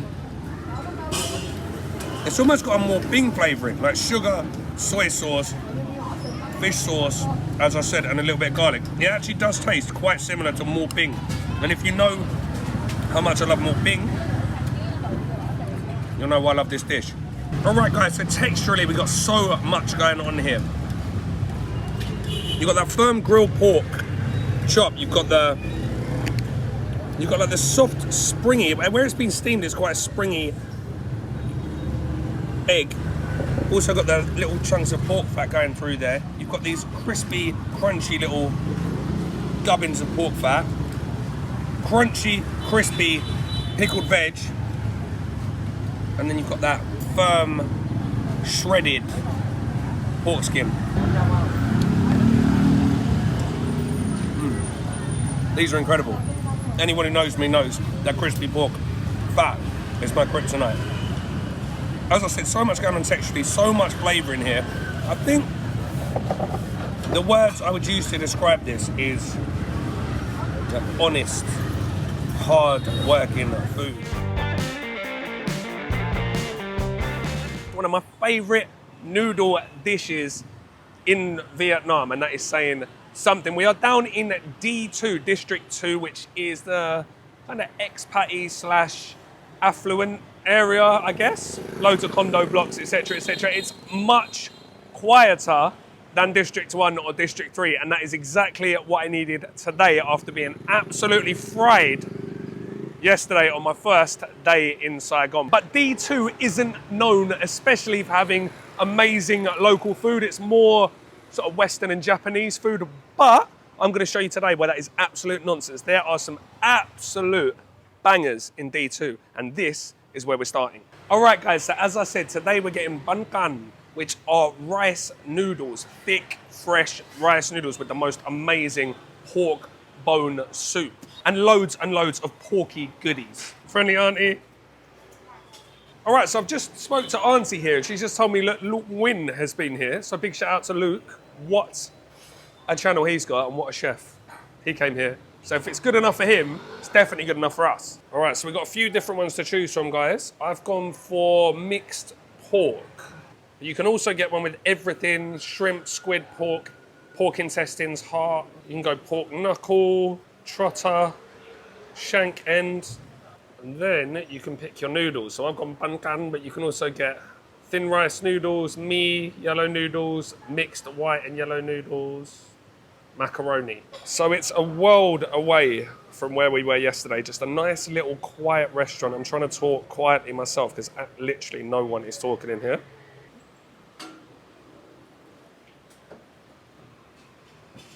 Look at that big hunk of meat and those thick rice noodles. Just gonna go on with a bit of spring onion, some fried shallots. Ooh, a nice bit of sliced meat.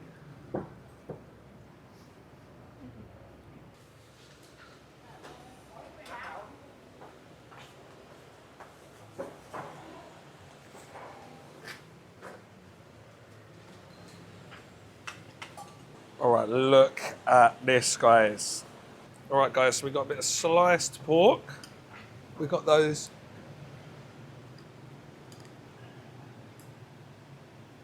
Oh, I can't do this with plastic chopsticks. Those beautiful rice noodles and that giant hunk of meat. And that wonderful soup where that rice flour's just thickened everything up.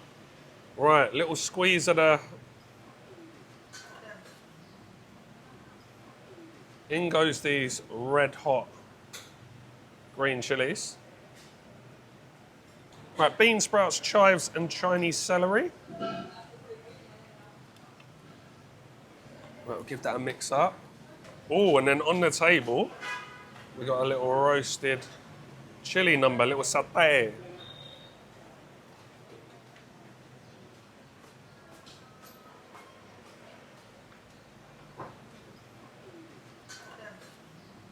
Look at the colour of that now, guys.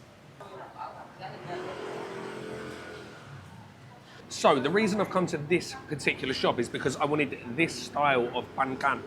So there's loads of different styles of Bánh Canh, a lot with crab, fish, all sorts of different stuff in there, seafood, mixed seafood, etc., etc.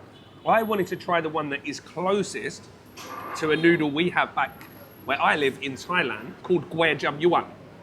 Also Khao Piak in Laos, they all stem from this noodle. So I wanted to come and eat the original one. I like to do this when I'm in Saigon. And the reason I come to this place is because It's in District 2. It's much more quiet than District 1 or District 3 or Bintan especially. I mean, it's still busy. There's still bikes going around, but it's like nowhere near as busy as District 1. And after yesterday's absolute chaos, I just needed somewhere to come without too much noise, where I could just enjoy a morning bowl of noodles.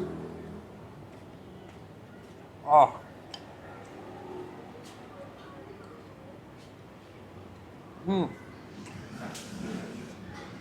Clean is the flavour I would use to describe this.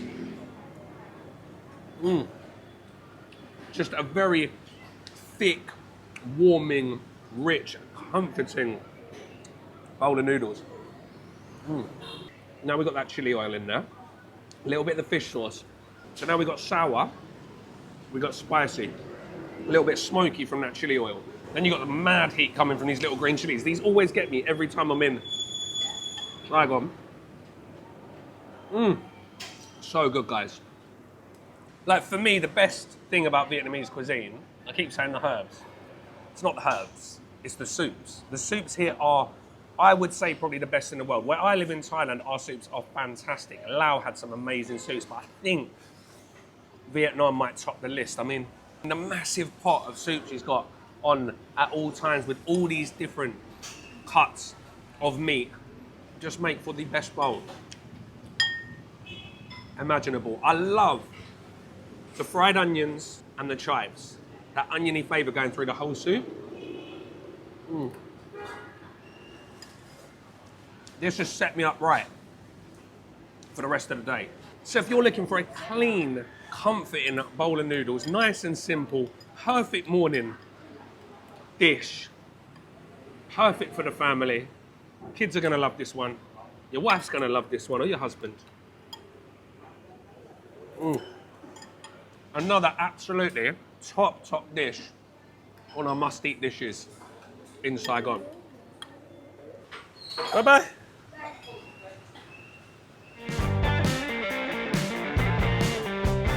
I wanted to get a special banh mi, and I think I have found just the place. So we're down in the Bintan area of Saigon, a very residential area about 15 minutes from the airport. We're down a crazy little alleyway. There's whole animals being roasted, people selling fruit, people selling clothes, people just getting on with their daily business. But near the end of this alleyway is an incredible looking banh mi joint. We've got flame grilled rotisserie beef lemongrass patties, and we've got soft silky shou mai. And the bonus here is you get a half. So you get a big beef patty and you get a big shou mai. And I'm joined by a very, very special guest, a Mr. Joe Parilla. Inseparable. Insufferable. Let's go.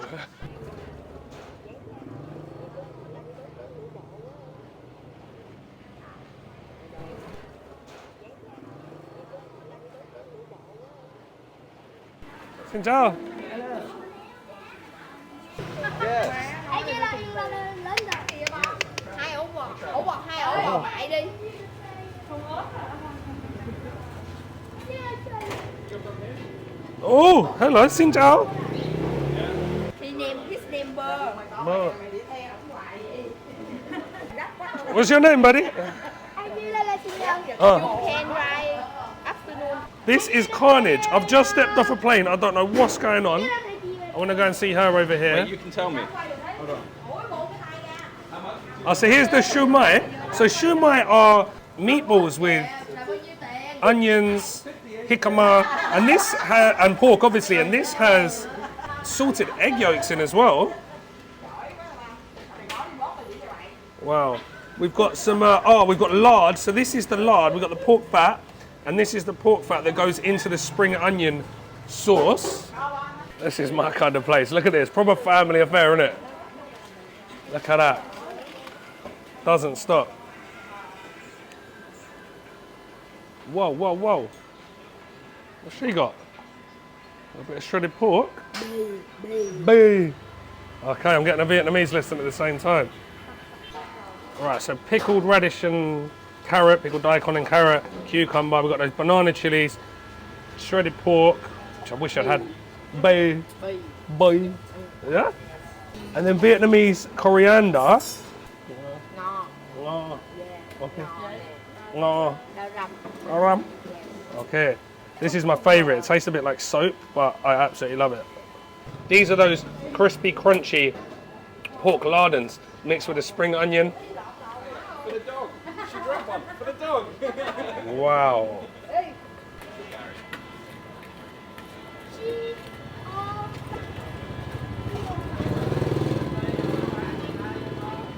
One second. Here comes the beef. Let me film, okay?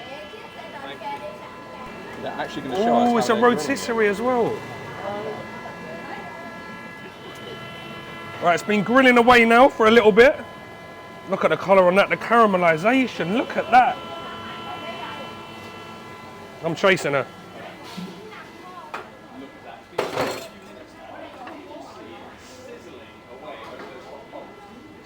Now he's hovering around, look. Hovering around waiting for a tip ball. She dropped one, that's why. How did she? Chị Trang luôn không chị? Bao nhiêu đây? Tương với nước mắm. Ủa chị đó 56. Bỏ tương hổ mắm hả? Làm luôn tương mắm tôm. Được. Hai thứ luôn Oh man, I wish I spoke Vietnamese. Wow, this looks incredible. So we get half and half. You get the lemongrass beef, and then you got the onions with the pork fat, coriander. Nói coi 58.000 mày nói coi. Biết gì ai? Em 58. Sao đâu? Sợ luôn, sợ nó luôn. I'm from Vietnam, let's say. I think he needs the camera. Saigon number one? Come on. Banh mi kolan. Yes. All right, guys, so like I said in the intro, I don't just want to go and get any old banh mi, right? I want to go and get a special banh mi. And as you saw from the carnage, if you saw what I was hoping to show you from the carnage inside, right? We have a very, very special banh mi. And I'm not sure which one's which. Yeah, this is mine because it's got more chilies in than Joe's. All right, so we've got the beef patties, stuffed with lemongrass, onions, garlic, a little bit of salt, I think she said, and some fish sauce.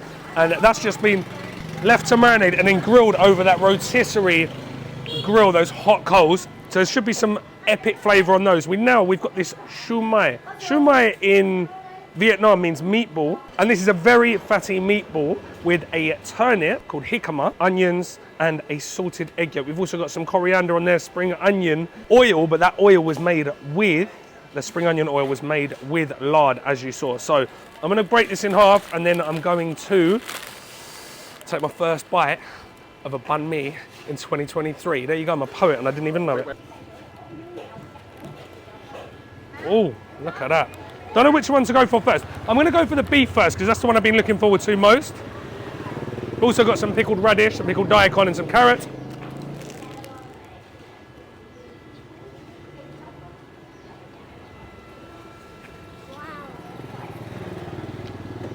Oh, yes.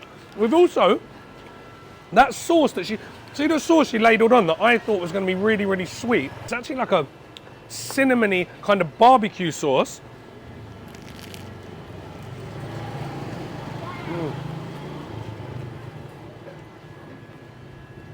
Heavy, heavy smoke flavour on that lemongrass beef. You've got the heat from those banana chilies shining through and a little bit of acidity and sweetness from the pickled veg. That crispy, crunchy, fluffy Saigon bread that I love so much.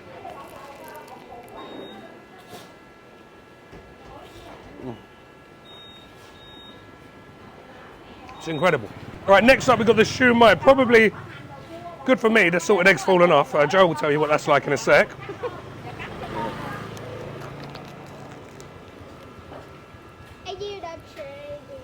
Where this one's been braised as opposed to grilled, you don't have the smokiness, but what you do have is a really soft, succulent meatball. I love the way in Vietnam they grate the onion into the mix, and you get that oniony flavour like permeating all the way through the meatball. Super soft, super delicious, the ultimate comfort food.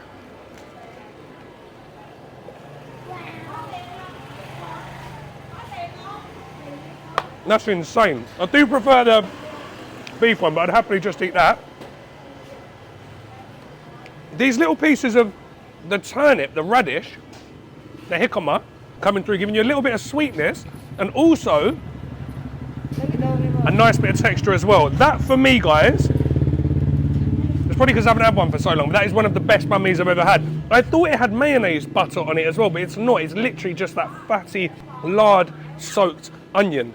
If I get hit now by one of the many, many motorbikes coming past and you never see me again, I will die a very, very happy man.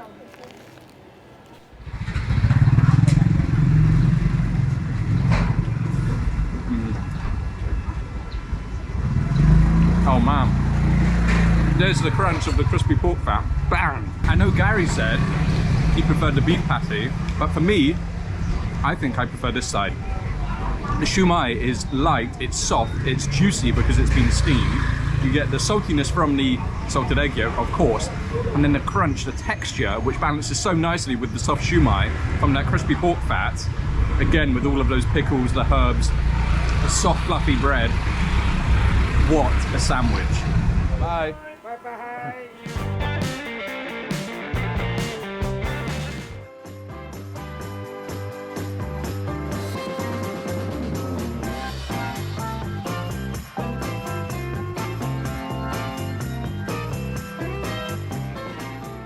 So unlike other places where they pre-cook these and then heat them back up, or sometimes you just eat them cold, here they make them to order. So you order your skewers, which are all freshly made, handmade, and then grilled to order. Again, another unbelievable looking stop. Really, really unique setting. We're along the train tracks. I think this is the train that goes all the way up to Hanoi, and this area, I'm not sure why, but this area is famous for lalot, which are the grilled beef and beetle nut leaf. So there's loads of different shops and you just got bikes whizzing past. You only get this in Saigon. All right, so I think we're gonna order one of each, one set of each, and then we're gonna get the special. They've got this special meatloaf in here, which your boy Max is gonna explain to you, because I don't even know how to pronounce any of this stuff. Meatloaf. That's a good, Yeah? I go with that. That's funny. Chả đùm. Chả đùm. Oh. I'm basically fluent now, guys. Ooh. Oh, đẹp không? Đây, khoan. Xuống đây đẹp nè. Oh, đẹp không? Đẹp. Đẹp quá.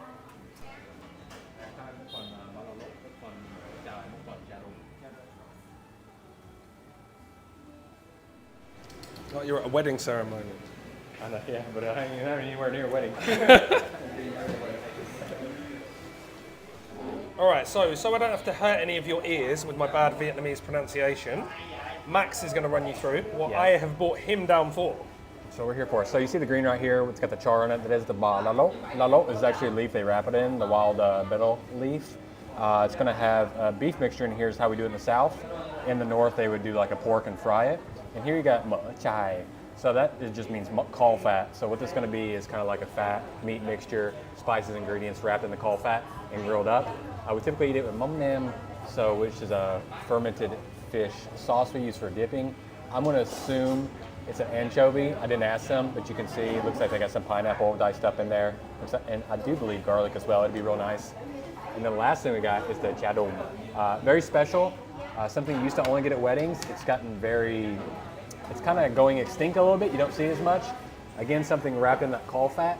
But if I went into a list of ingredients for it, yeah, we'd be here all day. It's got a little bit of everything. All right, so I want to try these first because I've not actually tried these. This version of this before. I've only ever had it wrapped in the beetle nut leaf or piper. It's actually a wild piper leaf, but for all intents and purposes, we'll call it a beetle nut leaf. So this one's with the lace fat or cow fat, did you say? Caul fat. Yeah. Caul fat, sorry, yes. Yeah, so lace fats, it's the intestines of a cow, pig. In this case, I'm guessing it's going to be a cow, right? Because we're in a beef restaurant, but.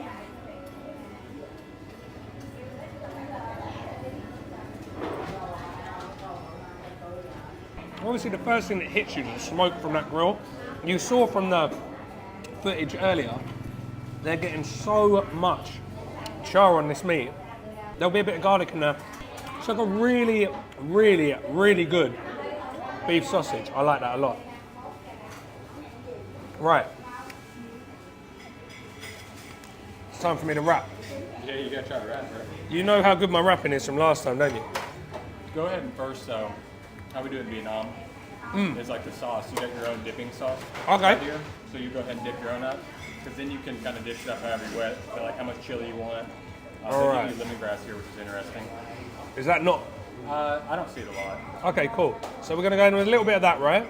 Yeah. There's definitely a bit of pineapple in this. You can actually smell the pineapple from this more than you can smell the fermented fish, so that's always nice for people that aren't used to it. We're going with some chilies. A little bit of lemongrass. So you can mix that up and use that as like your dipping vessel. It's usually liquid. You added so many chilies, it's turned into a paste.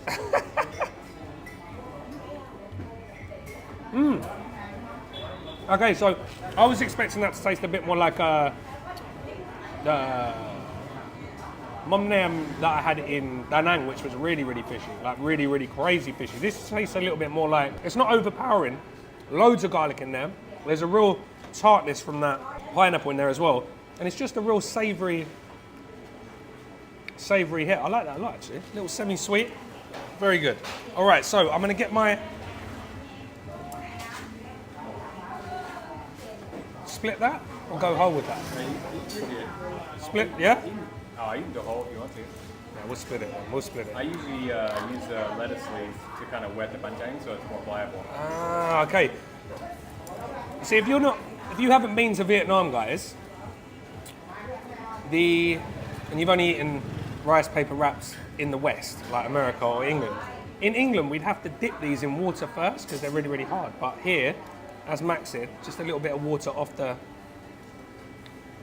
lettuce and you're good to go. So what else we got? All right. Always my favourite thing about Vietnamese food is the array of herbs that I never know the name of. Perilla? Is this perilla? Yeah, that's pure. That's, Perilla. we call that one you just put on before Thai basil. We can just call it basil. All right. I'm gonna try the. Is that a bad move going in with two? No, bro, you can go for it. Load it All up, right. Western style. That's it. Foreigner in the house. All right, let's see how bad. Oh, do we go noodles as well? Okay. Bún. Bún?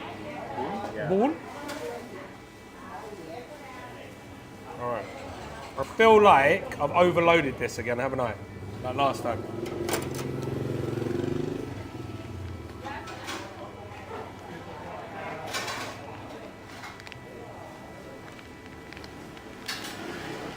How have I done? Not bad. Yeah?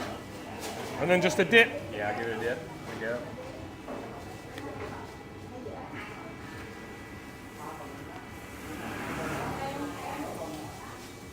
we go. All right, guys, these are even better. These are even better than those ones. The leaf, if you haven't had these before, it's a distinct flavour. It's a hard one to describe. Bittersweet. One of my favourite herbs, if you could call it a herb, but one of my favourite leaves, for sure. Very, very spicy now with the amount of chili I put in that, but.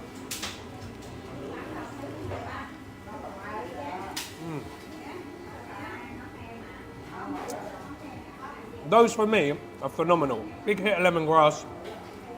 Love all the herbs. Love all the spices. That's a winner. I want to see what Max thinks though. I typically do like I always do your lettuce, your herbs first, and then your rice noodles, and then you can add stuff you want to. You didn't get this one, which I like, which is the star fruit. Star fruit's lovely, yeah. Yeah, I love a little star fruit in there for a touch of sour. Got to get just the homemade pickled. Not overly keen on the unripe or the cream banana. No, I don't like the green very banana. Astringent and bitter. To me, it gets almost piffy, Yeah, pippy, yeah, that's it. which I don't like too much. I don't like the piffiness at all. So I went one. I don't know, I've been here. Moderation.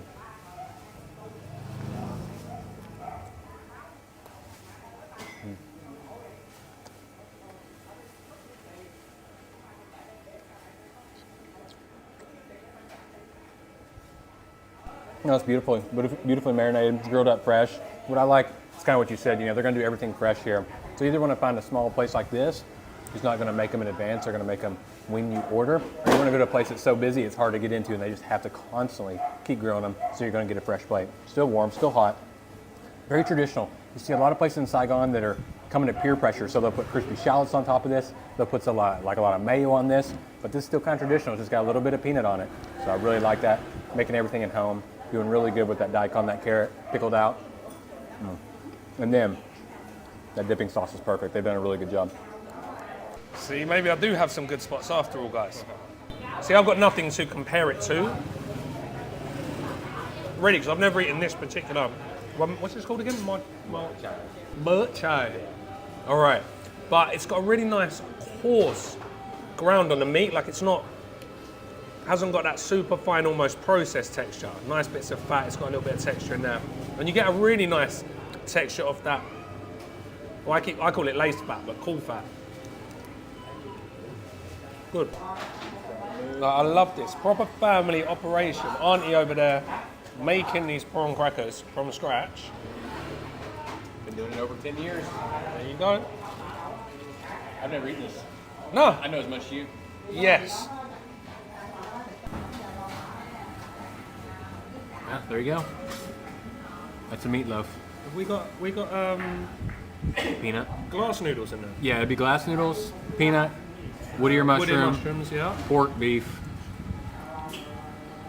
Peanuts? Are they peanuts? Yeah, that's peanuts. Okay. Some onions. Okay. I am just gonna assume. I'm going to say it now, and I know they're going to shoot me down in the comments. This looks very Thai Vietnamese. Like Vietnamese Thai, like what we'd get. Yeah, a couple of similar dishes. It's crazy. It's like leftover meatloaf. You just throw everything in the pot.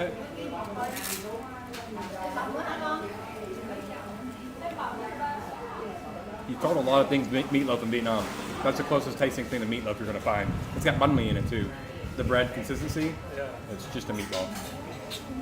So there's two reasons that I've come here on a Sunday. Yeah, one, because Max is going away tomorrow and I wanted to catch Max before he left. And two, because they told me they only sold this on weekends. So first of all, we were going to go somewhere else. And I said, oh, actually, Max, no, we need to go here because we need to get this really special meatloaf that he keeps telling me about.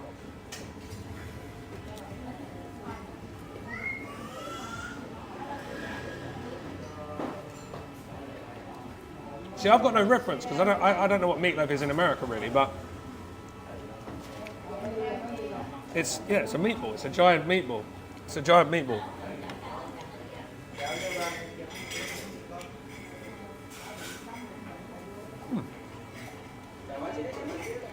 I like it. Like Max said, just throw everything in the pan. Texturally, it's actually really nice. It's got a real strong onion flavour as well. There's like chunks of pepper in there as well. So I've just crushed a little bit of pepper up. Got all those different textures from the peanut crunch, those wood ear mushrooms giving it a bit of earthiness, and then you've got those cellophane noodles as well. Oh, and we've got peas in there as well. I knew I tasted a pea.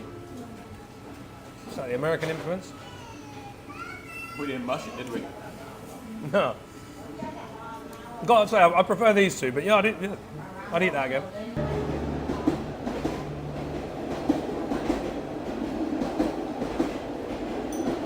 All right, buddy, how did I do?